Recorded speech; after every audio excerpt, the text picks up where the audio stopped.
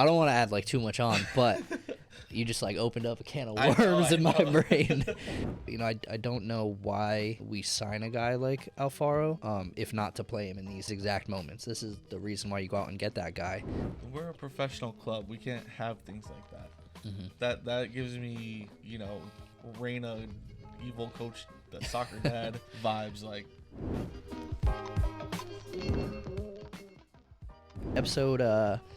It is episode 94. episode 94, coming off of Boring game. maybe one of the most boring games we've seen in a long time.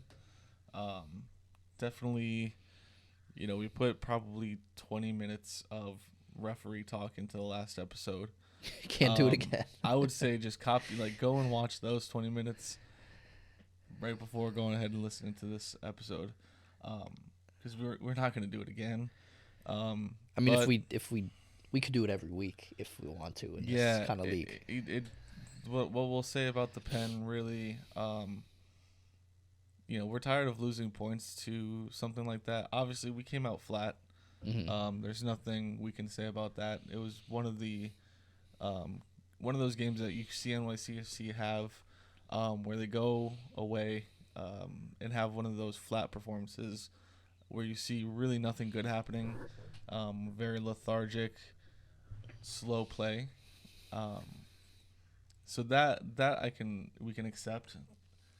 I think it deserved to be a draw. I don't believe Houston did anything to separate themselves. They didn't do anything special.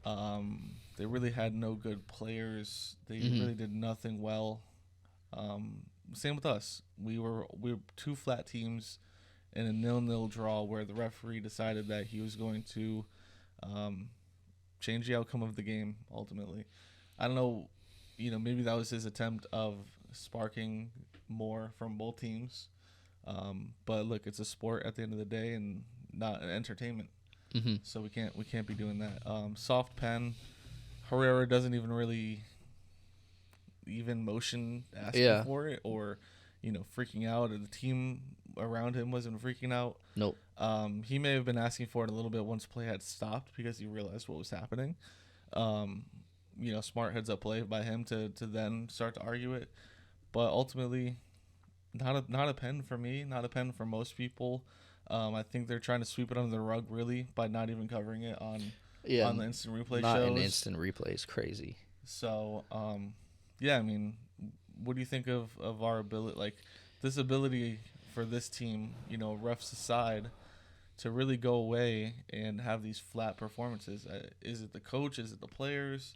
Is it us as a club? Is it really the small pitch that we can't live without? Well, I think you hit it on the head. You said we obviously had points stolen from us, but we obviously only had 1 point stolen from us. There's no way that 3 points was stolen from us. I don't feel like we went out there wanting to win. I mean, and I guess the way that could start is even with the lineup that we saw. Obviously, 2020 vision when you're looking back on the past. But I think even in our last episode, we were excited about the international break because it would give us an opportunity to see some of the players in important positions that they haven't been in yet, or if they haven't even played yet. And I'm obviously alluding to Tony Alfaro.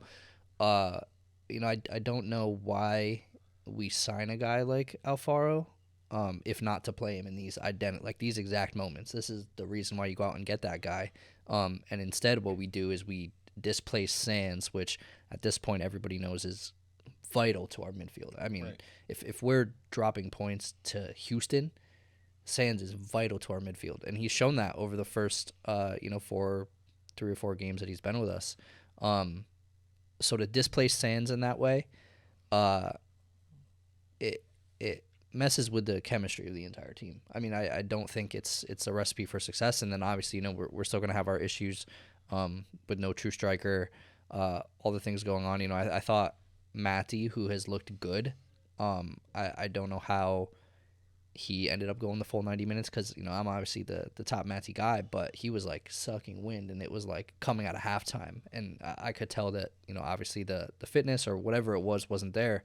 And I just would have liked to see a better reaction to once the pen went in, because we had been flat at that point for 2/3 of the game, and now you're being put on the back foot. And I would like to see some kind of reaction with subs immediately, bringing in some guys with energy, whether that's Jason or if it's Thiago, who scored, the dagger goal in the week prior. I think there were opportunities to potentially make more of it. So I guess it's just kind of like upsetting that we didn't. Yeah, no, well, that's where you're missing the guys like Chanel, that true leader on the field that, is going to whip the guys into shape. Yep. At least inspire effort, if not a result. Chanel was missed greatly, and you're right. Putting Sands there, I think, was one of the biggest mistakes off of rip. Just having Sands not in the midfield and not at least seeing what Alfaro can do, to me was a big L. I think that's a big L. If we're gonna go away losing 3 points, does it matter if we do it with a better player in center back? I don't think so. I don't think we concede more or less goals with Alfaro in that position. So when do we see him though? Like I don't understand. That's the thing. I don't understand what. Why is he there? If is he really just there as break glass emergency like Malt is? Yeah, I don't know. You don't. That's what's weird. So yeah, not seeing that. I think we all wanted to see Ledesma or some type of change earlier from an attacking standpoint because it was so stale. It just wasn't working, which was really unfortunate. Because, like we had said last week, when Santi's playing well, we need to give him his flowers. I didn't expect that big of a switch week to week. Personally, right? Yeah, I mean, it was like it was night and day. 1 game off for his first game, 2 games on playoff Santi on, and then disappeared. Like it was as if weird. I mean, I don't know if DP. it was, there were changes. I understand there's players missing, but at the end of the day, you're responsible for yourself as a DP. You are responsible for putting in a performance. And then to compound on that, you have him kind of reverting back to. I mean, maybe it still is his current ways because we haven't seen anything different necessarily yet, but getting the yellow card for dissension after the right. ref goes to the board and comes back and calls it a pen, and I don't while arguing a good point, knowing when is enough and knowing when to not, and the ref is telling you after when enough referees is. and stuff like that. It's just it's something that we've celebrated in the past as like we love the chippiness, but you also have to have a head that you keep cool, because look, you're the DP now. It is different than last year when you can run up to referees and you're just another one of the 11. Yeah. You're a DP, you're a leader, whether you want to be or not. People are looking up to you, whether you like it or not. You have to keep your head cool. I think he knows that deep inside, but I think he's got that dog in him when he plays. So that Tati feeling. Yeah, and maybe you could think of it as we don't have the guy that's been given the captain's armband, but not necessarily announced as one. But even that line of thinking where they say, we're making a conscious decision not to announce a captain. Chanel will be the guy that holds the armband, but we're operating from a group captaincy and then naming guys like Alfredo, who obviously would have been on the field, Thiago Martins, who got the captain's armband in place of Chanel, was obviously on the field. To be managing those situations, to keep, when you are the kind of the older guys that are holding the leadership roles, to keep them accountable and to keep them from hurting themselves in terms of like getting a yellow card. Right. Yeah, and that's where we need somebody, like you said, consistent.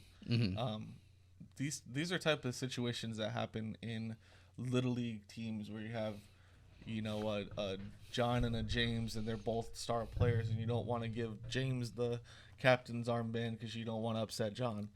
We're a professional club. We can't have things like that. That gives me, Reina, evil coach, the soccer dad vibes. Like, dude, it's not that deep. You don't want to hurt feelings. Name like your guy, stick with it, and have some thick skin.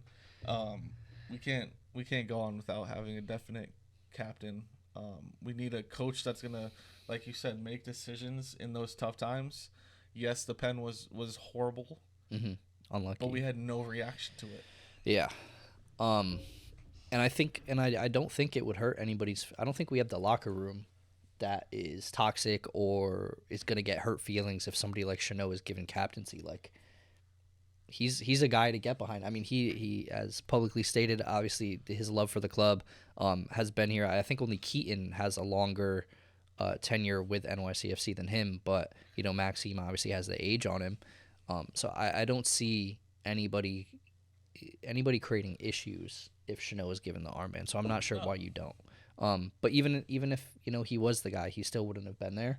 I think we probably also missed Alenich, who I don't think he would have gotten the start anyways if he was here, but he is that guy that can come on, whether it's at halftime or the 70th minute, and provide that youthful energy, especially in building the attack. I mean, we've seen Alenich live and in person at this point, and like he's on the ball, he's making moves, he's creating situations to help in the attack and having no issue defensively. So you kind of need a guy like that too to sub in when a game is that flat, and having him not there doesn't help at all. Yeah, well, speaking of that youthful spark, Ledesma came in and looked like the only player on the pitch that could actually do anything for either team, really. Yeah. He was sprinting around, playing balls in. He was the guy who was being put on corners with a lot of talented people out there.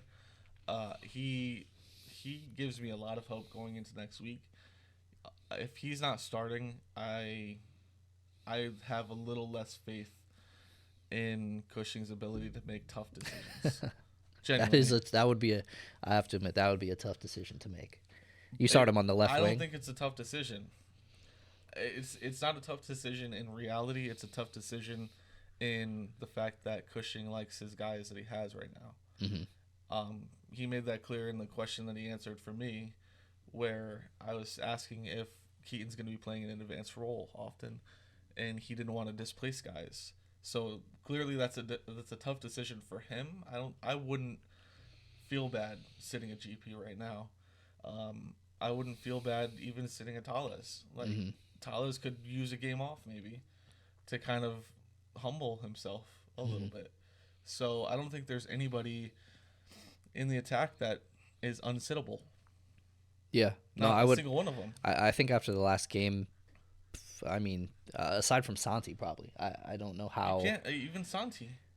I just don't know how There's not a single person in that. You gotta have some balls to sit Santi. Oh, for sure. But at the end of the day, you're sending a message to the rest of the team that I don't care how much I'm paying you. If you are not putting up a good product, you're not playing on this team. Period. I don't care if your name is Santi Tales. If you're meant to be the next Neymar, I don't care. Yeah. You're not putting up numbers. You're not contributing in a way that I want to. Then you're getting set. And Ledesma showed heart, passion, and an engine more than anybody else on that attack. Yeah. So he deserves it. He should start. Sands should go back to his midfield role, and we should cook. Yeah, I mean, and I guess if you had to pick one guy, because obviously, all of the players can be sit, and you need to have the attitude that if somebody's not putting in the performances that is needed consistently, that regardless of who they are, the manager should be able to sit them. But we obviously can't sit all of them at the same time, or else somebody like New England would kill us. I mean, we wouldn't have a chance, especially against some of the DP quality players that they have, like Boo and Carl's Hill and all that. So, I mean, in my case, I'll say GP would probably be my guy to drop from the lineup. I think we've seen enough from like Asante or a Tales, like, he scored that one goal. But other than that, you've kind of touted him as doing better as the weeks have gone. Matty, I think, has looked great aside from that one game. But GP, to me, I think, has now strung along, aside from that assist to Santi, which really it was on Santi to make that magic happen. He, to me, may be the guy that, you throw Ledesma in and you put a fire under GP. And it doesn't have to be for the whole game. Bring GP in at halftime then and be like, make him use that emotion to drive him. I back that. But I would be looking at GP on the bench all game. What is his attitude like? Mm-hmm. What is his attitude in the team talks? What is To find out, yeah. What is his attitude in warm-ups? What is his attitude while I'm asking him to get warmed up? Mm-hmm. Those type of things. And if it's not a good attitude, then he's not playing. Yeah. Plain and simple. I think GP might be a guy that needs a player in front of him or a player who he's like, I'm better than him. Mm-hmm. Like that, he needs that fire, which was Santi before, and I maybe he does really need that. Yeah, I mean, I think at the moment we probably don't have somebody that is pushing GP to prove that he's the guy over the other guy. I mean, in reality, right, we can sit here and say, we'd love to see Thiago and we'd love to see Jason. And even Ledesma. I think time is going to tell with Ledesma because he's brand new and we've seen 20 minutes of the kid. Other than that, not much time at PSV. But if we were to make like a best 11 right now, GP is in that 11, and there's not really, when players are at their best. Obviously, Houston, nobody looked great, but if players are playing at their best and we make a best 11, there's probably nobody that is even going to have a conversation in being placed over GP. So he needs somebody beneath him to light that fire. Yeah. And I don't know. He's one of the players like Tales and GP and all these guys that look really, really good in training. Mm-hmm. That's the problem is they're lighting it up in training and then having stinkers, like real stinkers in games. Yeah. And I don't know how to correct it. I don't know how, like, what is going to fix that for us. Yeah. And GP. I mean, I think it'll probably just take time. Obviously this is quite a reaction to one game that is Houston. But it was boring and it was annoying to spend the time watching it with the product that was out there. I think I don't feel horrible about New England. I know it'll be most likely a tough game, but I feel like it's close enough to home that it's not as tough as like an away travel to like a Texas, right? Like they could technically ride a bus to Gillette. They're not going to do that, but like it is somewhat within the realm. It's the same climate. We're not over there playing 80 degrees in Houston. So I hope it'll be an opportunity to get back on track against them. Like I said, they do have those DP quality players that we have to worry a lot about.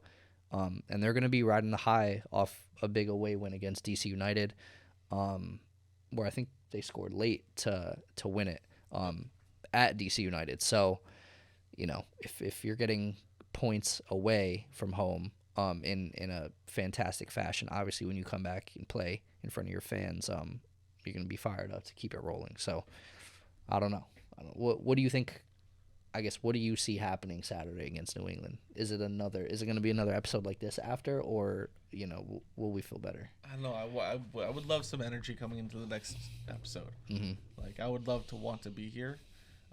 So I want us to go and snag a big win. I think we haven't really had a big win this season.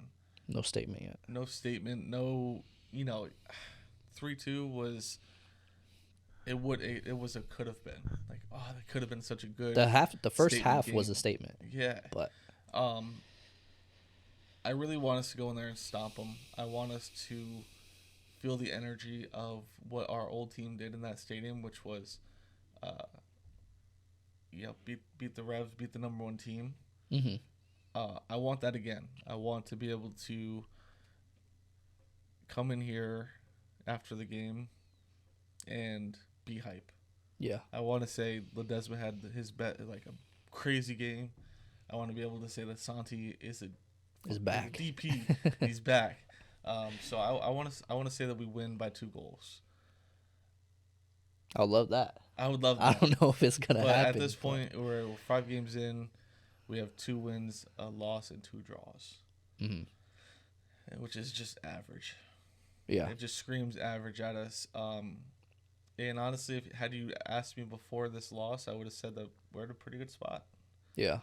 But that loss, it just really was sour. And it does suck that part of it is out of our hands. Mm-hmm.